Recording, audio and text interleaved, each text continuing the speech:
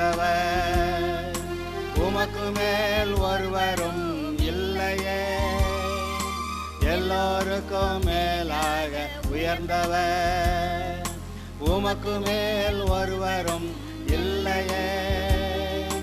அல்லேலூயா, அல்லேலூயா, அல்லேலூயா, ஆமென். அல்லேலூயா, அல்லேலூயா, அல்லேலூயா, ஆமென். ஒருவரால் சிருஷ்டிக்கப்படாமலே தாமாக என்றென்றும் இருப்பவர், ஒருவரால் சிருஷ்டிக்கப்படாமலே. கடந்த செய்தியிலே சங்கீதம் 45 ஓரளவு வாசித்தோம். அதில் இருக்கிற அந்த ஆவிக்குரிய ரகசியங்களை தியானித்தோம்.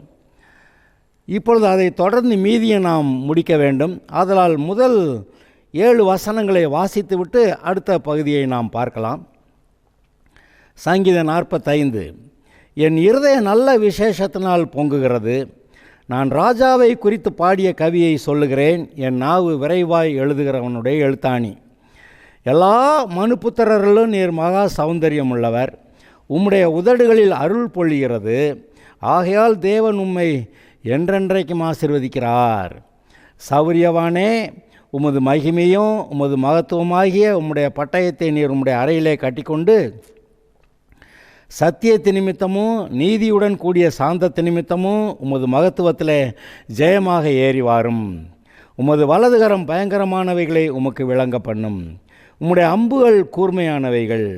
அவைகள் ராஜாவுடைய சத்துருக்களின் இருதயத்துக்குள் பாயும். ஜன சதலங்கள் உமக்கு கீழே விழுவார்கள். தேவனே, உமது சிங்காசனம் என்றென்றைக்கும் உள்ளது. உமது ராஜ்யத்தின் செங்கோல் நீதியுள்ள செங்கோலாயிருக்கிறது. நீர் நீதியை விரும்பி அக்கிரமத்தை வெறுக்கிறீர். ஆதலால் தேவனே, உம்முடைய தேவன் உமது தோழரை பார்க்கலும் உம்மை ஆனந்த தைலத்தினால் அபிஷேகம் பண்ணினார் என்று எழுதியிருக்கிறது. இங்கே கவனியுங்கள். ராஜாவுடைய அம்புகள் சத்ருவின் இருதயத்துக்குள் பாயும். ஜன சதலங்கள் உமக்கு கீழே விழுவார்கள். இது எந்த காட்சி என்று நீங்கள் நிதானிக்க வேண்டும். இதுக்கு முன்னாடி எப்பயாவது ஜனங்கள் இயேசுநாதருக்கு முன்னாடி அவருடைய முதல் வருகையில் அப்படி விழுந்திருக்காங்களா? இல்லை. விழுந்தவங்களெல்லாம் தூக்கி விட்டது தான் அவர் வேலை. ஆனால் ஒரு நாள் வருகிறது. எப்பொழுது? இயேசுவானவர் 2ஆம் வருகையில் வரும்போது தன்னுடைய சாம்ராஜ்யத்தை பூமியில் நிலைநாட்டுவார். எருசலேமில் இருந்து அங்கே தாவீதின் சிங்காசனத்தில் அமர்ந்து பூமி எல்லாவற்றையும் ஆளுகை செய்வார். அப்பொழுது அவருடைய செங்கோல் நீதியுள்ள செங்கோலாக இருக்கிறது. உம்முடைய சிங்காசனம் என்றென்றைக்கும் இருக்கும் என்று சொல்லப்படுகிறது. 1000 அரசாட்சி மட்டுமல்ல, நித்திய காலமாக புதிய வானம் புதிய பூமியிலேயும் கூட இந்த சிங்காசனம் இந்த தொடர்கிறது. பாருங்கள், சத்தியத்து நிமித்தமும் நீதியுடன் கூடிய சாந்தத்து நிமித்தமும் ஒரு மகத்துவத்திலே ஜெயமாக ஏறி வாரும் என்று இந்த வசனங்கள் எங்கே பொருந்தும்? இது இயேசுடைய முதல் வருகையில் பொருந்தாது. அங்கே சபையை எடுத்துக்கொண்டு போகிறப்பவும் அந்த சமயத்துலேயும் இது பொருந்தாது. ஆனால் 1000 வருஷ அரசாட்சிக்கு வரும்போது அப்போ சரியாக பொருந்துகிறது. சத்தியத்தை நிமித்தமும் நீதியுடன் கூடிய சாந்தத்தை நிமித்தமும் உமது மகத்துவத்தில் ஜெயமாக ஏறி வாரும். உமது வலதுகரம் பயங்கரமானவைகளை உமக்கு விளங்க பண்ணும். உம்முடைய அம்புகள் கூர்மையானவைகள். அவைகள் ராஜாவுடைய சத்துருக்களின் இருதயத்துக்குள் பாயும். ஜன சதலங்கள் உமக்கு கீழே விழுவார்கள். தேவனே, உமது சிங்காசனம் என்றென்றைக்கும் உள்ளது. உமது ராஜ்யத்தின் செங்கோல் நீதியுள்ள செங்கோலாயிருக்கிறது. நீர் நீதியை விரும்பி அக்கிரமத்தை வெறுக்கிறீர். ஆதலால் தேவனே, உம்முடைய தேவன் உமது தோழரை பார்க்கலும் உம்மை ஆனந்த தைலத்தினால் அபிஷேகம் பண்ணினார். இயேசு பூமியில் இருந்த நாட்களிலே அவரை பரிசுத்த ஆவியானவருடைய பலத்தினாலே அவர் தன்னை காத்து கொண்டார். பரிசுத்த ஆவியானவர் அவரை பலப்படுத்தினார். அவர் பலவீனப்பட்ட போது ஒரு தேவதூதன் அவரை பலப்படுத்தினான் என்று வாசிக்கிறீர்கள். இப்படியாக முதல் வருகையில் அப்படி இருந்தபோது, ஆனாலும் அவருக்குள்ளே ஒரு பெரிய சந்தோஷம் எப்பொழுது இருந்து கொண்டே இருந்தது. அந்த சந்தோஷம்தான் அவரை தாங்கியது. அவர் முழுவதும் ஜெபம் பண்ணார்னா, கெஞ்சி மன்றாடி புலம்பிக்கிட்டு அப்படி ஜெபம் பண்ண முழுவதும் ஜெபம் பண்ண முடியாது. அங்கே பரிசுத்த ஆவியானவர் அவருக்கு கொடுக்குற சந்தோஷம், தேவ பிரசன்னத்தில் அவருடைய சமூகத்தில் பரிபூரண ஆனந்தமும், வலது பார்சத்தில் நித்திய பேரின்பம் என்று சொன்னபடி அவருடைய சமூகத்தில் இருந்த அந்த பேரின்பத்தை அவர் அனுபவித்தவராக இருந்திருப்பார். அதனால தான் இப்போது நான் அடிக்கடி சில சமயத்தில் யோசிப்பேன், கர்த்தாவே உம்முடைய உற்சாகத்தின் ஆவிதானே என்னை தாங்கணும், உற்சாகத்தின் ஆவியினால் தாங்குவீரே. அந்த உற்சாகத்தின் ஆவி இருக்கும்போது நான் சந்தோஷமாக வாழ்க்கையில் முன்னேறி உம்முடைய காரியங்களை செய்யக்கூடுமே என்று நான் சொல்லுவேன். நம்ம சோர்ந்து போய் இருக்கும்போது சோர்ந்து போன ஆவியில் என்ன செய்ய முடியும்? அது சோர்ந்து போக வைக்கிறது பிசாசு.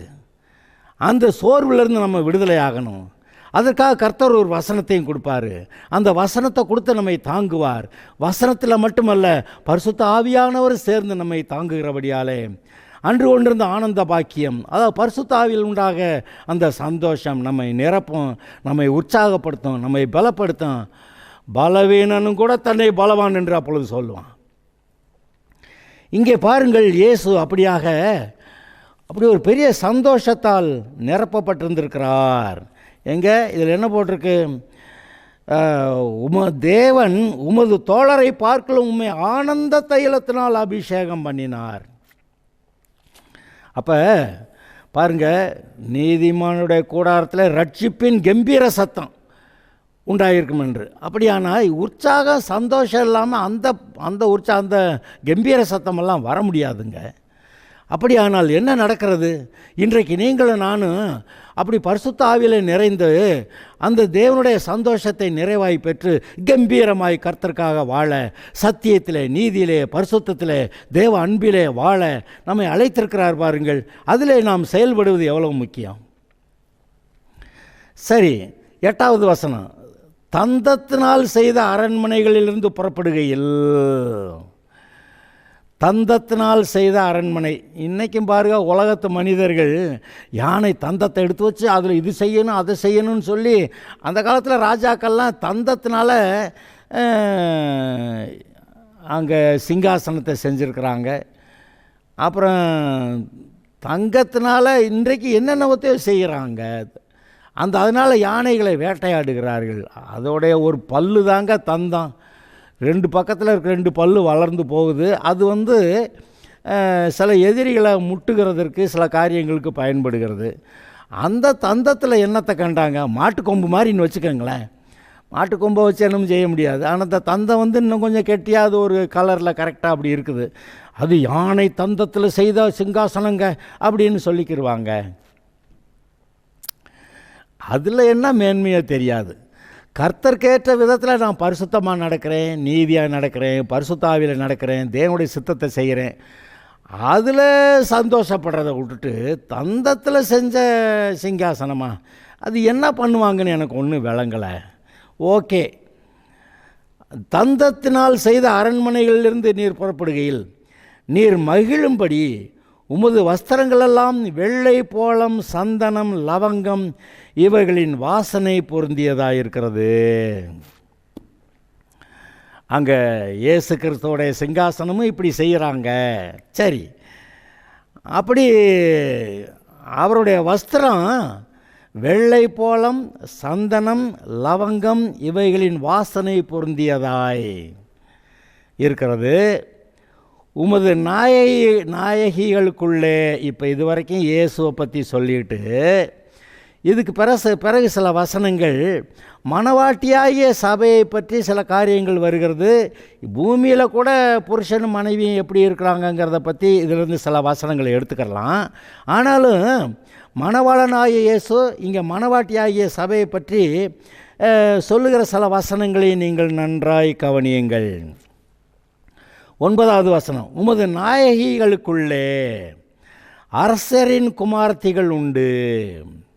ராஜஸ்திரீ ஒப்பீரின் தங்கமணிந்தவளாய் உமது வலது பார்சத்தில் நிற்கிறாள்.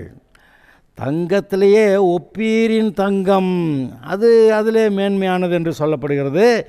அழிந்தவளாய் உமது வலது பார்சத்தில் நிற்கிறாள். குமார்த்தியே கேள். இப்போ அந்த மணவாட்டி சபைக்கு கொடுக்கப்படுகிற ஒரு போதனைன்னு கவனிங்க. குமாரத்தியே கேள், நீ உன் செவியை சாய்த்து சிந்தித்துக்கொள், உன் ஜனத்தையும் உன் தகப்பன் வீட்டையும் மறந்துவிடு. அப்பொழுது ராஜா உன் அழகில் பிரியப்படுவார், அவர் உன் ஆண்டவர், ஆகையால் அவரை பணிந்து கொள். இதை மட்டும் வச்சு முதல்ல கவனிச்சிருவோம்.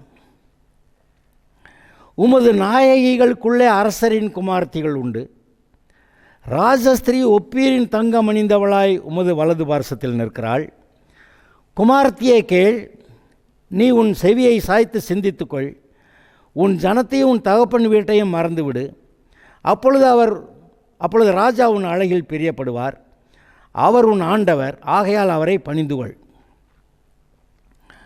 ஒரு வார்த்தை பூமியில் இருக்கக்கூடிய கணவன் மனைவியாக இருக்கக்கூடிய அந்த மனைவிக்கு சொல்லப்படுகிறதா இருந்தாலும், ஒரு வார்த்தை மணவாளனாகிய இயேசுவுக்கு மணவாட்டியாக இருக்கிற சபைக்கு சொல்லப்படுகிற வார்த்தையாக இருந்தாலும், இன்னொரு இடத்துல இந்த பூமியில் இருக்கக்கூடிய ராஜாக்கள், அந்த ராஜாக்களுக்கு முன்பாக இருக்கக்கூடிய அந்த நாயகிகள், அதில் ராஜகுமாரத்திகள் என்று அதையெல்லாம் சொல்லியிருந்தாலும் கூட, இப்போதைக்கு நாம் நமக்கு பிரயோஜனமான, நம்முடைய ஆவிக்குரிய ரீதியிலே பிரயோஜனமாக இருக்கிற அவைகளை மாத்திரம் நாம் கவனிப்போம். உமது நாயகிகளுக்குள்ளே அரசரின் குமார்த்திகள் உண்டு, ராஜஸ்திரீ ஒப்பீரின் தங்கம் அணிந்தவளாய் உமது வலது பார்சத்தில் நிற்கிறாள். மணவாட்டியாகிய சபை இப்படி ஒப்பீரின் தங்கத்தினால் அலங்கரிக்கப்பட்டது கேற்றாற்போல் அலங்காரமாக இருக்கிறது. ஒப்பீரின் தங்கம் வருதா இல்லையா, மணவாட்டியாகிய சபைக்கு அப்படி இருக்கா இல்லையா நமக்கு தெரியாது. ஆனால் அதற்கு ஒப்பாக இது இருக்கிறது. குமார்த்தியை கேள், நீ உன் செவியை சாய்த்து சிந்தித்துக்கொள், உன் ஜனத்தையும் உன் தகப்பன் வீட்டையும் மறந்துவிடு. இங்கே எங்கள் வம்ச வழி இதாக்கும், நாங்கள் எப்பேற்பட்ட வம்சத்திலேருந்து வந்தவங்களாக்கும், நாங்கள் எப்பேற்பட்ட குடும்பத்திலேருந்து வந்தவங்களாக்குன்னு இங்கே பொதுவாக நமது மக்கள் தங்களுடைய பிறப்பை குறித்து மேன்மை பாராட்டுவார்கள். சில சமயத்தில் தங்களுடைய பிறப்பை குறித்து கேவலமாக, நாங்கள் இவ்வளோ கேவலமான இடத்துல வந்தவங்க அப்படி சொல்லிக்கிடுவாங்க. ஆனால் இங்கே இந்த பிறப்பை குறித்தல்ல, பூமியில் எந்த வம்சத்தில் எந்த குடும்பத்தில் பிறந்தாங்கங்கிற அந்த வம்சத்தை பற்றி பேசாத அப்படின்னு சொல்லிட்டாரு. நீங்கள் கிறிஸ்துவுக்குள் புது சிருஷ்டின்னா, இயேசு கிறிஸ்துவோடைய பிதா தான் உங்களுடைய பிதான்னா, உங்களுடைய வம்சவழி எது? அவர் பிதா, நீங்கள் குமாரன் குமாரத்தி, மணவாளனாக இயேசுவுக்கு மணவாட்டியாகிய சபை, இப்படித்தானே கணக்கு பண்ணி அதை நீங்கள் கவனித்து அதற்கு நீங்கள் முதலிடம் கொடுத்தா, இந்த பூமிக்குரிய ரீதியில் இந்த குடும்பம் அந்த குடும்பம், ஆசீர்வதிக்கப்பட்ட குடும்பம், சபிக்கப்பட்ட குடும்பம், மேன்மையான தாழ்மையான அப்படி குடும்பம் அப்படியெல்லாம் பேச மாட்டோம். ஒருவேளை இதெல்லாம் நினைத்து நமக்கு முன்னாடி இருக்க மக்கள் நம்மளை விட ரொம்ப உயர்ந்தவங்கன்னு அவங்க நினச்சிக்கிட்டு இருந்தா, நீ என்னத்தையாவது நினச்சிக்கப்பா அப்படின்னு சொல்லிட்டு நம்ம அமைதியாக இருப்போம். இப்போ நமக்கு முன்னாடி ஒரு ஆள் வந்துக்கிட்டு, நான் எப்பேற்பட்ட உயர்ந்த குடும்பத்திலேருந்து வந்திருக்கேன் அப்படின்னு சொன்னால் நம்ம என்ன சொல்லுவோம்? அப்பா நீங்கள் இருந்துக்கங்க ஐயா, நீங்கள் உயர்ந்த குடும்பம் தாங்க ஐயா அப்படின்ட்டு நம்ம கொஞ்சம் அமைதியாகி ஒதுங்கிக்கிடுவோம். இந்த ஆளுக்கிட்ட போய் நம்ம தலை குனிஞ்சு நிற்கணும் அவசியம் இல்லையே. கர்த்தர் நம்மை தேவனுடைய பிள்ளையாக வைத்திருக்கிறார். ஆனாலும் இந்த சமுதாயத்தில் ஒருவருக்கொருவர் இணக்கத்தோடு கூட நாம் ஒருவருக்கொருவர் அன்பு கூர்ந்து கனம் பண்ணுகிறதுலே ஒருவருக்கொருவர் முந்தி கொள்ளுங்கள் அப்படியெல்லாம் சொல்லி நம்மளை வளர்க்குறாரு. இப்போ ஒரு பெரிய லீடர் ஒருத்தன் வர்றான், அது எல்லாம் முதல்ல நீங்கள் எல்லோரும் எனக்கு கும்பிடு போடுங்க, எனக்கு வணக்கம் சொல்லுங்க அப்படின்னு சொன்னால் அதுக்கப்புறம் நான் வணக்கம் சொல்கிறேன். அப்படி இல்லை. தலைவர்களாக இருக்கிறவர்கள் தான் நீங்கள் மற்றவர்களுக்கு ஊழியம் செய்யணும்னு கர்த்தர் இயேசு தன்னுடைய ராஜ்யம் பற்றி பேசுகிறப்ப சொல்லிட்டாரு. கனம் பண்ணுகிறதுல மற்றவர்களை முந்தி கொள்ளுங்கள்னா, இப்போ குட் மார்னிங் அப்படி சொல்ல போனால் இந்த ராஜாவுக்கு முதல்ல குட் மார்னிங் நம்ம சொன்னாத்தான்னு சொல்லுவார், அப்படி இல்லை. அல்லது அதிகாரிக்கு நம்ம சொன்னாத்தான் இல்லை, நமக்கு மேலே இருக்கிறவங்களுக்கு சொன்னாத்தான் இல்லை. அந்த அந்த ராஜா என்ன பண்ணுவார், அந்த அதிகாரி என்ன பண்ணுவார், அல்லது மேலான குடும்பத்திலேருந்து வந்தவர் என்ன செய்வார், அங்கே தாழ்மையாக இருக்கக்கூடிய அந்த மனுஷனை பார்த்து சகோதரனே வா வா, சகோதரியே வா வா அப்படின்னு சொல்லி அவர் அழைத்து அதனாலே கனம் பண்ணப்படுகிறதற்கு பார்த்தீங்களா. அப்போ இந்த சமுதாயத்தில் இருக்கிற சூழ்நிலைகளில் எப்படி ஒருவர் கனம் பண்ணுவது, நமக்கு மேலே இருக்கிற அதிகாரத்தில் இருக்கிறவர்களை கீழே இருக்கிறவங்க கனம் பண்ணணும், அது கொடுக்க வேண்டிய மரியாதையை கொடுக்கணும். அன்பு செலுத்துறது மட்டும் இல்லை, மரியாதை கொடுக்கப்பட வேண்டும். ஆனால் மேலே இருக்கிறவங்க அன்பு செலுத்துவாங்க, கீழே இருக்கிறவங்க மரியாதை கொடுப்பாங்க. இப்படி இருக்கிற நிலைமையில் கர்த்தர் சொல்கிறார், மேலான நிலைமையில் இருக்கிற நீ நினைக்கிறியா, நீ போய் கீழானவர்களை அவங்கள கனம் பண்ணு, முதல்ல நீ போய் அவங்களுக்கு குட் மார்னிங் சொல்லு அப்படிங்கிற கணக்கில் சொல்லிவிடுறாரு. ஆக இது எல்லாம் ஒவ்வொரு இடத்துல அது மாறுபடுகிறது. உமது நாயகிகளுக்குள்ளே அரசரின் குமார்த்திகள் உண்டு, ராஜஸ்திரீ ஒப்பியரின் தங்கம் அணைந்தவளாய் உமது வலது பார்சத்தில் நிற்கிறாள். குமார்த்தியே கேள், மணவாட்டியே கேள், மனைவியே கேள், இதெல்லாம் ஒன்றா வருது பாருங்க. நீ உன் செவியை சாய்த்து சிந்தித்துக்கொள், உன் ஜனத்தையும் உன் தகப்பன் வீட்டையும் மறந்து விடு. மனைவி எங்கள் அப்பா எங்கள் அம்மா அவங்க அப்படி ஆக்கும் இப்படி ஆக்கும்னே பேசிக்கிட்டு இருந்தாக்க இங்கே இருக்க புருஷனுக்கும் சரி இந்த மாமியாருக்கும் சரி ஏதோ குழப்பம் பண்ணிடுவாங்க இந்த உலகத்தில் இருக்க ஆளுங்க. ஆவிக்குரியவர்களாக இருக்கிறவர்கள் கூட அதை மேனேஜ் பண்ணுறது கொஞ்சம் கஷ்டம். ஆதலால் என்ன சொல்லப்படுகிறது, உன் ஜனத்தையும் உன் தகப்பன் வீட்டையும் மறந்து விடு, அப்பொழுது ராஜா உன் அழகில் பிரியப்படுவார். புருஷன் உன் மேலே பிரியமாக இருப்பான், உன்னுடைய ராஜாவாகிய இயேசு கிறிஸ்து உன் மேலே பிரியப்படுவார். நான் அந்த குடும்பம் இந்த குடும்பம் அதெல்லாம் பாவத்தில் கடந்து வந்தது தானே, ஆதாமின் சந்ததி எல்லாம் பாவத்தில் கடந்து வந்தது தானே. சில கூட்டத்தை சொல்லிக்கிட்டு நாங்கள் இது மேன்மையாக்கம் அது மேன்மையாக்கம் அப்படியெல்லாம் சொல்லுவாங்க. அது ஜனங்களுக்குள்ளே பிரிவினையத்தான் உண்டாக்குது, அன்பை உண்டாக்கலை. ஆனால் இங்கே நீங்கள் பாருங்கள், அவர் அன்பாக வருகிறார். இந்த தாழ்ந்தங்கிற எல்லாத்தையும் காலி பண்ணிடுங்க, ஏங்க லெவலில் உட்காந்துக்கங்கன்றாரு. மனைவியை எப்படி தன்னோட கூட புருஷன் சேர்த்து கொள்கிறானோ, மணவாளனாய் இயேசு பூமியிலிருந்து வந்த மனிதர்களிலிருந்து ரட்சிக்கப்பட்டு வந்த இந்த ரட்சிக்கப்பட்டவர்களை மணவாட்டியாக ஏற்றுக்கொண்டு தன்னுடைய கூட வலது பார்சத்தில் உட்கார வைக்கிறாரோ, அதுபோல காட்சியை நீங்கள் நினைத்து பாருங்கள். அப்பொழுது ராஜா உன் அழகில் பிரியப்படுவார், அவர் உன் ஆண்டவர். இந்த கணவன் மனைவி விஷயத்தில் கூட அங்கே எபேசியர் 5வது அதிகாரத்தில் ஒரு வசனத்தை நான் வாசிக்கிறேன். சிலருக்கு அது பிடிக்கும், சிலருக்கு பிடிக்காது.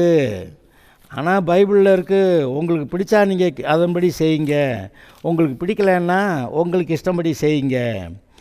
எப்படியும் எபேசியர் 5:33வது வசனம், எப்படியும் உங்களில் அவனவன் தன்னிடத்தில் அன்பு கூறுகிறது போல தன் மனைவியிடத்தில் அன்பு கூற கடவன். அடுத்த வரி, மனைவியும் புருஷனிடத்திலே பயபக்தியாக இருக்க கடவுள். இதென்ன நடக்கிற காரியமா? நீ நானும் சம, நீ என்ன பெருசா, நான் உங்கள்கிட்ட நான் பயபக்தியாக இருக்கணும், அது அந்த மாதிரி இல்லை. இப்போ ஒரு ஸ்கூலில் ஹெட் மாஸ்டரு, அவர் எம்ஏ படித்தார், அவருக்கு கீழே எம்ஏ படித்த நிறைய வாத்தியார்கள் இருப்பாங்க. ஆனால் அவர் தான் ஹெட் மாஸ்டரு. அவர் நீயும் எம்ஏ நானும் எம்ஏ, நீ நானும் சமம், ஆமாம் சமந்தேன். ஆனால் வேலைக்கு வர்ற போது அவர் ஹெட் மாஸ்டர், நீ வாத்தியார். இதுபோல் கணவன் மனைவியும் அவர் ஒரு அமைப்பை ஏற்படுத்தி இருக்கிறார். கணவன் தான் புருஷன் தான் குடும்பத்துக்கு தலைவன் சொல்லிட்டாரு. ஆனால் குடும்பத்துக்கு தலைவன் பிசாசின் மகனாக இருந்தால், ரட்சிக்கப்படாதவனா பேய்த்தனம் உள்ளவனாக இருந்தால் அவனை மெதுவாக ஒதுக்கி விட்டுட்டு கிறிஸ்துவுக்குள்ளே இருக்கிற மனைவி குடும்பத்தை மற்ற காரியங்களை கவனிக்க தீர்மானிக்கணும். கர்த்தர் அதுக்கு உதவி செய்வார். ஆனால் 2 பேரும் ரட்சிக்கப்பட்டவர்களாக இருக்கும்போது மனைவியானவள் புருஷனுக்கு கொடுக்குற கனம் மரியாதை தான், அவன் அந்த பலத்தில் தான் சமுதாயத்தில் அவன் செயல்படுவான். மனைவியானவள் புருஷனை கேவலப்படுத்துகிற ஆளாக இருந்தால் ஆமாம், அங்கே சொல்லுவாங்க, அவன் பொண்டாட்டி அவனை படுத்துகிற பாட்டை பாரு, இங்கே வந்து என்ன இப்படி பேசுகிறேன் அப்படி சொல்லுவார்கள்.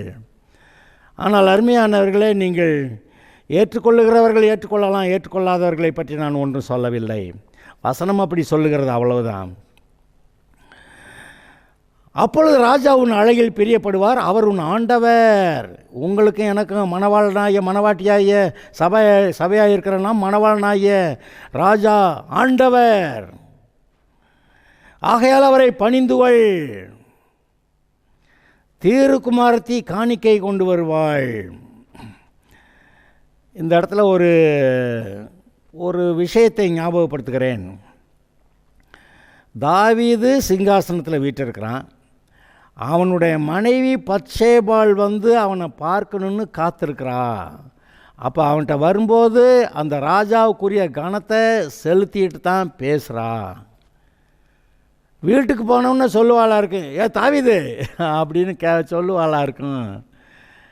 ஆனால் ராஜாங்கம் அரசவைக்கு வரும்போது அங்கே கொடுக்கப்பட வேண்டிய கனம் மரியாதை, அதே போல் குடும்பத்தில் புருஷன் மனைவி, இங்கே நம்ம சமுதாய அமைப்புகளிலே தலைவர்கள் அதற்கு கீழே இருக்கிறவர்கள் எல்லாரும் அந்த தலைவர்களுக்கு கொடுக்க வேண்டிய கனம் மரியாதையை கொடுக்க வேண்டும். அந்த ஆள் ரட்சிக்கப்பட்டார், நானும் ரட்சிக்கப்பட்டிருக்கேன், அந்த ஆள் தேவனுடைய குமாரன், நானும் தேவனுடைய குமாரன், ரெண்டு பேரும் சமந்தானே அப்படின்னு சொல்லிட்டு அங்கே போய் நீங்கள் அந்த ஆள் அதிகாரியாக உட்கார்ந்துருக்கிற போது, ஆஃபீஸில் உட்கார்ந்துருக்கிற போது, சகோதரனே வா வா கை கொடுக்கலாம் அப்படின்னு அந்த ஆளுக்கு கீழே இருக்க அநேகர் இருப்பாங்க, அவருக்கு கீழே வேலை செய்கிறவர். அப்போ அவருடைய மரியாதையை கெடுக்கிற மாதிரி அங்கே ஏதோ நடக்கக்கூடாது. பார்த்தீங்களா, நமக்கு அறிவு இருக்க கடவுது, நாமும் பரிசுத்த ஆவியை பெற்றவர்கள் தானே, எப்படி நடந்து கொள்ள வேண்டும் என்று கர்த்தர் நம்மை நடத்துவார்.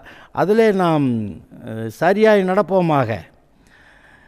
குமார்த்தியை கேள், உன் செவியை சாய்த்து சிந்தித்துக்கொள், உன் ஜனத்தையும் உன் தகப்பன் வீட்டையும் மறந்துவிடு, அப்பொழுது ராஜா உன் அழகில் பிரியப்படுவார், அவர் உன் ஆண்டவர், ஆகையால் அவரை பணிந்துகொள்.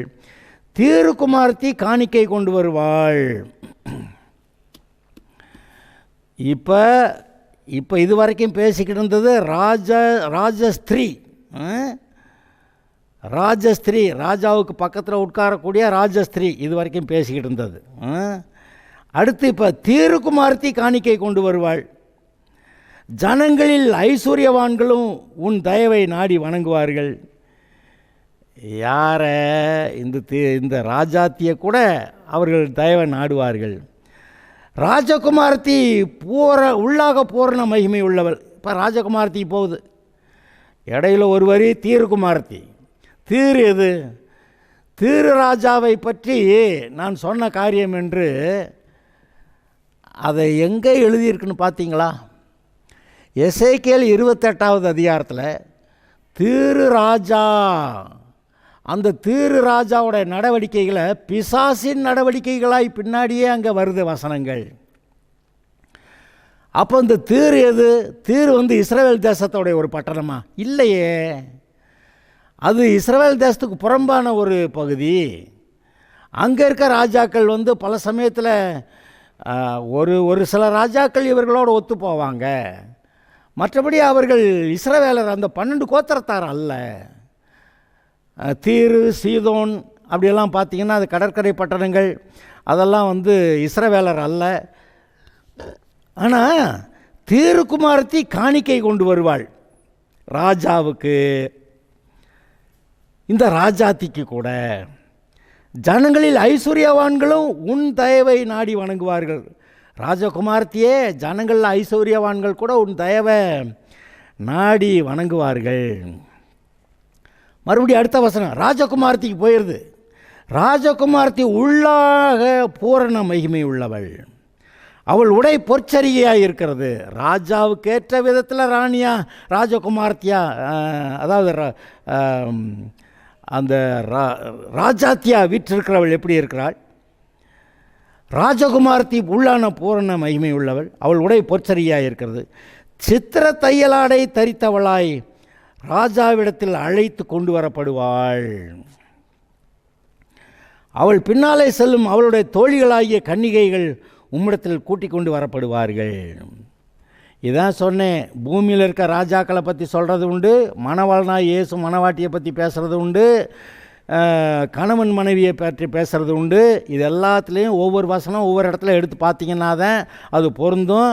அது உங்களுடைய உள்ளத்திலே பரிசுத்த ஆவியானவர் நடத்துவார். ஆதலால் இந்த இடத்துல ராஜாவை பற்றி சொல்லிய கவியை பாடுகிறேன், என் நாவு விரைவாய் எழுதுகிறவனுடைய எழுத்தாணி அப்படி சொல்லியிருந்ததே, இந்த இடத்துல இயேசு கிறிஸ்துவை ராஜாவை பற்றி சொல்லிய கவிதை, அவரோடு கூட இருக்கக்கூடிய ராஜாத்தி எப்படி இருப்பா, அவரோடு வருகிற அந்த ராஜகுமார்த்தி எப்படி இருப்பா, அவர்களுடைய மகிமை எப்படிப்பட்டது என்றெல்லாம் சொல்லி வருகிறது. அவர்கள் மகிழ்ச்சியோடும் களிப்போடும் வந்து ராஜா அரண்மனைக்குள் பிரவேசிப்பார்கள். உமது பிதாக்களுக்கு பதிலாக உம்முடைய குமாரர் இருப்பார்கள். அவர்களை பூமி எங்கும் பிரபுக்களாக வைப்பீர். இயேசு வரும்போது அவருடைய பிள்ளைகளாக இருக்கிற நம்மளை பூமி எங்கும் பிரபுக்களாக வைக்க போகிறார். அவர் அங்கே எருசலேமில் அங்கே சிங்காசனத்தில் வீட்டிருப்பார். இப்போதைக்கு நம்முடைய அரசாங்கத்தில் ஆங்காங்கே பெரிய அங்கே சீஃப் மினிஸ்டரு, அப்புறமேல் அவருக்கு கீழே மந்திரிகள், அவருக்கு மேலே சின்ன சின்ன அதிகாரம் உள்ளவர்கள், கலெக்டரு, அப்புறம் அது கீழே இருக்க தாசில்தார்கள், இப்படியெல்லாம் வரும்போது இப்படி அதிகாரம் உள்ளவர்களாக இருக்கும்போது இங்கே மணவாளனாகிய இயேசு மணவாட்டியாகிய சபையாக இருக்கிற உன்னை இங்கே இருக்கக்கூடிய ஜனங்களுக்கு அந்த 1000 வருஷ அரசாட்சியில் உங்களை பூமி எங்கும் பிரபுக்களாக வைப்பீர் என்பதை நீங்கள் நினைத்து பாருங்கள். அப்போ நீங்கள் இப்போ ரட்சிக்கப்பட்ட தேவனுடைய பிள்ளை, ஆனால் 1000 வருஷ அரசாட்சியில் இயேசு உங்களுடைய தலைவர். அவர் உங்களை பிரபுக்களாக, இந்த பூமியில் இருக்கக்கூடிய ஜனங்களுக்கு பிரபுக்களாக வைத்து அந்தந்த நாட்டில் அந்தந்த ஊரில் நீங்கள் பிரபுக்களாக இருங்க என்று சொல்லுகிற அந்த காட்சியையும் நீங்கள் கவனியுங்கள். உமது நாமத்தை எல்லா தலைமுறைகளிலும் பிரஸ்தாபப்படுத்துவேன். இது நிமித்தம் ஜனங்கள் உம்மை என்றென்றைக்கும் உள்ள சதா காலங்களிலும் துதிப்பார்கள். யார? ராஜாதி ராஜாவாகியே இருக்க இயேசுவை இது மக்கள் சதா காலம் உள்ள என்றென்றைக்கும் உள்ள சதா காலங்களிலும் துதிப்பார்கள் என்று எழுதியிருக்கிறது. எவ்வளவு அருமையான சங்கீதம்! இதை மெசியானிக் சங்கீதம் சாம்னு என்று சொல்வார்கள். மேசியாவாகிய இயேசுவை பற்றி சொல்லியிருக்கிற சங்கீதம் என்று சொல்லுவோம். அதில் எப்படி அவர் பாருங்கள், ராஜாவை குறித்து பாடிய கவி என்று சொல்லப்படுகிறது. எல்லா மனுப்புத்தரில் நீர் மகா சௌந்தரியம் உள்ளவர், அவருடைய உதடுகளில் அருள் பொழிகிறது. ஆகையால் தேவனும் உம்மை என்றென்றைக்கும் ஆசீர்வதிக்கிறார். சௌரியவானே, உமது மகிமையும் உமது மகத்துவமாகிய உம்முடைய பட்டயத்தை உமது அறையிலே கட்டிக்கொண்டு சத்தியத்தின் நிமித்தமும் நீதியுடன் கூடிய சாந்தத்தின் நிமித்தம் உமது மகிமையிலே ஜெயமாக ஏறி வாரும். உமது வலதுகரம் பயங்கரமானவைகளை உமக்கு விளங்க பண்ணும். உம்முடைய அம்புகள் கூர்மையானவைகள், அவைகள் ராஜாவுடைய சத்துருக்களின் இருதயத்துக்குள் பாயும். ஜன சதலங்கள் உமக்கு கீழே விழுவார்கள். தேவனே, உமது சிங்காசனம் என்றென்றைக்கும் உள்ளது. உமது ராஜ்யத்தின் செங்கோல் நீதியுள்ள செங்கோலாக இருக்கிறது. நீர் நீதியை விரும்பி அக்கிரமத்தை வெறுக்கிறீர். ஆதலால் தேவனே, உம்முடைய தேவன் உமது தோழரை பார்க்கலும் உம்மை ஆனந்த தைலத்தினால் அபிஷேகம் பண்ணுகிறார். எப்படி அருமையான வசனங்கள், எவ்வளவு நன்மையான வசனங்கள்! இதோட கூட சேர்ந்து அந்த மணவாளனாய் இயேசு ராஜாதி ராஜா, அது மணவாட்டியை பற்றி பேசும்போது தான் குமாரத்தியை கேள், உன் செவியை சாய்த்து சிந்தித்துக்கொள், உன் ஜனத்தையும் உன் தகப்பன் வீட்டையும் மறந்துவிடு, அப்பொழுது ராஜா உன் அழகில் பிரியப்படுவார், அவர் உன் ஆண்டவர், ஆகையால் அவரை பணிந்துகொள். தீரு குமாரத்தி காணிக்கை கொண்டு வருவாள், ஜனங்களின் ஐஸ்வர்யவான்களும் உன் தயவை நாடி வணங்குவார்கள். ராஜகுமார்த்தி, ரட்சிக்கப்பட்ட ஜனமே உனக்கு தான் சொல்கிறார், ராஜகுமார்த்தி உள்ளாக பூர்ண மகிமை உள்ளவள். உள்ளான மகிமை, உள்ளான அலங்காரம், அதை கவனியுங்கள். அந்த குணம், தேவனுக்கேற்ற குணம், அதுதான் உள்ளான மகிமை. அந்த ஆவியின் கனி அன்பு, சந்தோஷம், சமாதானம், சாந்தம், தயவு, நற்குணம், இச்சையடக்கம், விசுவாசம், நீடிய பொறுமை, இதுதான் நற்குணம், தேவனுடைய குணம், அது ஆவியின் கனி. அப்படி நாம் இருக்கும்போது உள்ளான மகிமை உள்ளவள். அவள் உடை பொற்சரிகையாய் இருக்கிறது. சித்திர தையலாடை தரித்தவளாய் ராஜாவிடத்தில் அழைத்து கொண்டு வரப்படுவாள். அவள் பின்னாலே சித்திர தையலாடை தரித்தவளாய் ராஜாவிடத்தில் அழைத்து கொண்டு வரப்படுவார்கள். அப்போ மணவாட்டி சபை எப்படியா மணவாளனாகிய இயேசுவிடத்தில் அழைத்து கொண்டு வரப்படுகிறது என்று நினைத்து பார்த்து எவ்வளவு மேன்மையை மகிமையை அவர் நமக்கு ரட்சிக்கப்பட்ட நமக்கு கொடுத்திருக்கிறார் என்று நினைத்து நாம் அவரிடத்தில் அன்பு கூர்ந்து அவரை துதிப்போமாக, ஸ்தோத்தரிப்போமாக. கர்த்தருக்கே துதிக்கணும் மகிமை. Hallelujah. Okay, God bless you.